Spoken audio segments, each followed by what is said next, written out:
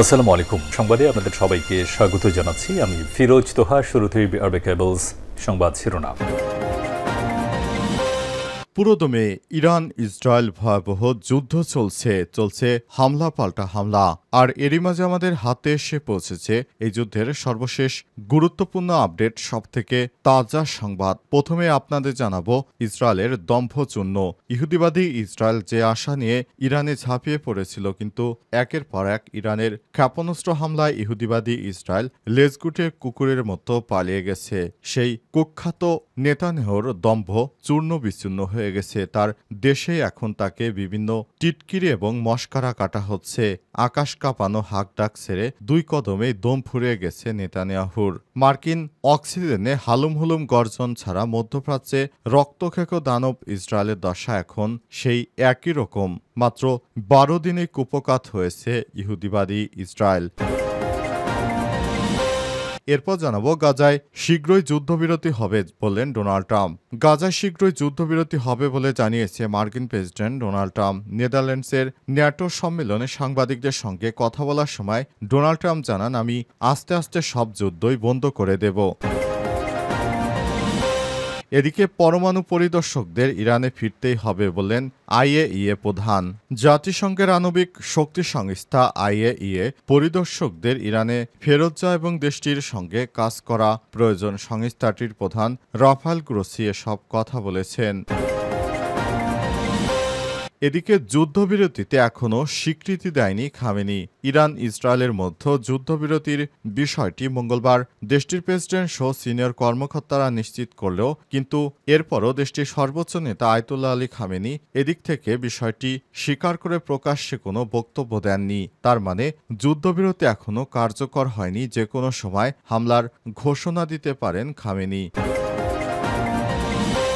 এবং সর্বশেষ জানাবো রাষ্ট্রীয় মূলনীতিতে ঐক্যমত তৈরি হয়নি বলেন ডক্টর আলী রিয়াজ। রাষ্ট্রীয় মূলনীতি নিয়ে এখনও ঐক্যমত সৃষ্টি হয়নি বলে জানিয়েছেন জাতীয় ঐক্যমত কমিশনের সহসভাপতি ডক্টর আলী রিয়াজ। আজ বিকেলে ফরেন সার্ভিস একাডেমিতে জাতীয় ঐক্যমত কমিশনের ৬ষ্ঠ দিনের দ্বিতীয় দফায় বৈঠক শেষে এই তথ্য জানান তিনি। প্রিয় দর্শক, এতক্ষণ শুনছিলেন সংবাদ শিরোনাম, এবারে বিস্তারিত। তবে তার আগে বন্ধুরা অনুরোধ থাকবে এই সংবাদটিতে একটি লাইক দিন। এই চ্যানেল আপনি নতুন হয়ে থাকলে আমাদের সংবাদটি দেখতে দেখতে চ্যানেলটি সাবস্ক্রাইব করে রাখুন। কমেন্ট করে বন্ধুরা আপনার মূল্যবান মতামত জানিয়ে দিন আপনি বিশ্বের কোন দেশ থেকে বা বাংলাদেশের কোন স্থান থেকে আমাদের সংবাদটি দেখছেন এবং শুনছেন। আর বন্ধুরা, ইরান ইসরায়েল যুদ্ধে আপনি কোন দেশকে সমর্থন করেন কমেন্ট করে জানিয়ে দিন। সংবাদটি আপনার সোশ্যাল মিডিয়া ফেসবুকে শেয়ার করে বন্ধুদেরও দেখার সুযোগ করে দিন। এবারে বিস্তারিত। ইসরায়েলের দম্ভ চূর্ণ বিচূর্ণ, যত গর্জে তত বর্ষে না। অকালপক্ষ মেঘের মতো আকাশ কাঁপানো হাকডাক ছেড়ে দুই কদমে দম ফুরিয়ে গেছে ইহুদিবাদী ইসরায়েলের। যা বেদুইনরা তাকে ভেড়া বলে টিটকারি মশকরা করতে শুরু করেছে।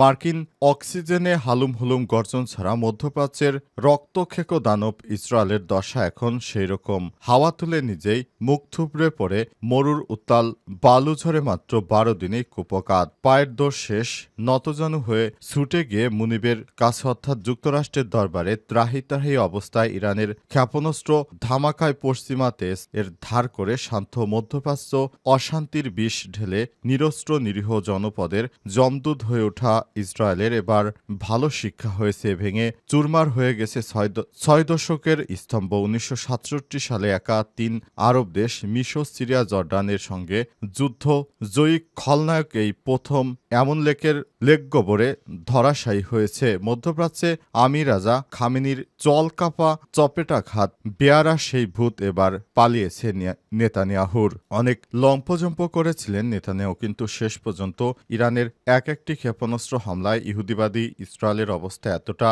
বেগতিক এবং সাংঘাতিক বিপর্যয়ের মুখে পড়েছে যে কোনোভাবেই বাঁচতে পারছেন না নেতানিয়াহু। তাকে এক এক করে পুরো ধ্বংস করা হচ্ছে। ইরানের একটি মিসাইল বৃষ্টিতে এতে ইহুদিবাদী ইসরায়েলের অবস্থা খুবই শোচনীয় পর্যায়ে এসে পৌঁছেছে। তারা কোনোভাবেই আর বাঁচতে পারছে না। তার প্রভু যুক্তরাষ্ট্রের কাছে গিয়ে শেষ পর্যন্ত কোনো সহায়তা পায়নি। এটি তার জন্য খুবই দুঃখজনক ব্যাপার। নেতানিয়াহু মনে করেছিল, আমি নিরীহ ফিলিস্তিনিদের যেভাবে হত্যা করি, ইরানকেও একই কায়দায় হত্যা করে সবকিছু ধ্বংস করে দেব, কিন্তু শেষ পর্যন্ত সেটা তিনি পারেননি। ব্যর্থ হয়ে পুরো গাজার অবস্থায় একদম ধ্বংসযজ্ঞ চালিয়ে তিনি নিজেকে যে মহান বানিয়েছিলেন, এবার ইসরায়েলি সমস্ত নাগরিকের কাছে তিনি লেজগবুরে অর্থাৎ অকালকর্মণ্য ব্যক্তি হিসেবে পরিচিত হয়েছেন। তিনি তার যে দম্ভ ছিল সেটি মাটির সঙ্গে মিশিয়ে দিয়েছে। সবচেয়ে বড় যে প্রাপ্তিটা ইরানের ঘরে এসেছে তা হলো ইসরায়েলের মানচিত্রে একখণ্ড গাজা এঁকে দেয়া। গাজায় শীঘ্রই যুদ্ধবিরতি হবে জানালেন ডোনাল্ড ট্রাম্প। যুক্তরাষ্ট্রের প্রেসিডেন্ট ডোনাল্ড ট্রাম্প জানিয়েছেন, গাজায় শীঘ্রই আমরা যুদ্ধবিরতি করব, কারণ গাজা নিয়ে আমাদের পরিকল্পনা ভিন্ন। গাজায় এখন আর আমরা নিরীহ মানুষদেরকে হত্যাযোগ্য হওয়ার জন্য দিতে পারি না বলে জানিয়েছেন যুক্তরাষ্ট্রের প্রেসিডেন্ট ডোনাল্ড ট্রাম্প। তিনি আরও বলেছেন, আমরা চাই একটি সুষ্ঠু ও সুন্দর পরিবেশে পুরো পৃথিবীটা আমরা নতুন করে সাজাই। তারই ধারাবাহিকতায় তিনি বলেন, আমরা কখনোই চাই না যে গাজা ধ্বংস হয়ে যাক। গাজা যেসব মানুষ রয়েছে তাদেরও বাঁচার অধিকার রয়েছে। ইহুদিবাদী ইসরায়েলের প্রধানমন্ত্রী যে ধ্বংসযজ্ঞ শুরু করেছে সেটি কোনোভাবেই মেনে নেওয়া যায় না। ইহুদিবাদী ইসরায়েল একে একে পুরো গাজার চিত্রই পাল্টে দিয়েছে। তবে শেষ পর্যন্ত যুক্তরাষ্ট্রের কোনো প্রেসিডেন্ট সরাসরি বললেন যে তিনি গাজা যুদ্ধ বন্ধ করতে চান। অতীতে এর আগে ট্রাম্পের মতো এমন ভালো কোনো শাসক আসেনি যে যারা সরাসরি গাজায় ইসরায়েলের হামলাটাকে বন্ধ করতে চেয়েছিল। ট্রাম্পই একমাত্র শাসক যিনি সরাসরি ইহুদিবাদী ইসরায়েলের এই ধরনের কর্মকাণ্ডর নিন্দা জানালেন প্রকাশ্যে। তিনি বলেছেন, আমরা ধ্বংসযজ্ঞ আর চাই না। গাজায় সাধারণ মানুষ যেন ভালোভাবে বসবাস করতে পারে সেজন্য তারা সব ধরনের কাজ করার জন্য পরামর্শ দিয়েছেন। পরমাণু পরিদর্শকদের ইরানে ফিরতেই হবে বললেন আইএইএ প্রধান। জাতিসংঘের আণবিক শক্তি সংস্থা আইএইএ পরিদর্শকদের ইরানে ফেরত যায় এবং দেশটির সঙ্গে কাজ শুরু করা প্রয়োজন। সংস্থাটির প্রধান রাফায়েল গ্রোসি সব কথা বলেছেন। তিনি বলেন, ইরান যাতে পারমাণবিক বোমা তৈরি করতে না পারে এ কারণে জাতিসংঘের প্রতিনিধিদের অবশ্যই ইরানে সফরে যেতে হবে। আগের মতোই ইরানের পারমাণবিক কর্মসূচি নিয়ে তার সরকারের সঙ্গে কাজ করতে হবে। ইরান বলেছে, তারা চায় আমরা সব সময় জাতিসংঘ একত্রে মিলেমিশে আমরা এমন একটি কাজ করতে চাই যাতে করে ভবিষ্যতে কোনো মুসলিম দেশ আর পারমাণবিক শক্তি অর্জন করতে না পারে। এজন্য ইহুদিবাদী ইসরায়েলের সঙ্গে সুর মিলিয়ে ইরান চায় যেন নতুন করে ইরান যেন পারমাণবিক কর্মসূচি চালাতে না পারে। এ কারণে রাফায়েল গ্রোসি ইহুদিবাদী ইসরায়েলের সঙ্গে হাত মিলিয়ে জানিয়েছেন, আমরা চাই ইরান যেন পারমাণবিক বোমা তৈরি করতে না পারে। এ কারণে তাদের এই এমন একটি চক্রান্ত সামনে আসতে শুরু করেছে। ইহুদিবাদী ইসরায়েল এমনভাবে ধ্বংসযজ্ঞ চালাতে শুরু করেছে যাতে করে পুরো মুসলিম সাম্রাজ্যের মাঝে কখনোই পারমাণবিক বোমা না আসতে পারে। ও রাষ্ট্রীয় মূলনীতি নিয়ে ঐক্যমত তৈরি হয়নি বললেন ডক্টর আলী রিয়াজ। জাতীয় রাষ্ট্র মূলনীতি নিয়ে এখনও ঐক্যমত সৃষ্টি হতে পারেনি এদেশে। জাতীয় ঐক্যমত কমিশনের সভাপতি ডক্টর আলী রিয়াজ বলেছেন, আজ বিকেলে ফরেন সার্ভিস একাডেমিতে জাতীয় ঐক্যমত কমিশনের ৬ষ্ঠ দিনের দ্বিতীয় দফায় বৈঠক শেষে এই তথ্য জানান তিনি। জাতীয় ঐক্যমত কমিশনের সহসভাপতি বলেন, কমিশন জাতীয় সাংবিধানিক কাউন্সিল এনসিসি প্রস্তাবে পরিবর্তন এনেছে এবং এর পরিবর্তে সাংবিধানিক ও সংবিধিবদ্ধ প্রতিষ্ঠানের নিয়োগ কমিটি প্রস্তাব দেওয়া হয়েছে। তিনি আরও বলেন, কমিশন জাতীয় সাংবিধানিক কাউন্সিল এনসিসি প্রস্তাব পরিবর্তন করেছে। এর পরিবর্তে সাংবিধানিক ও সংবিধিবদ্ধ প্রতিষ্ঠানের নিয়োগ কমিটি প্রস্তাব দেওয়া হয়েছে।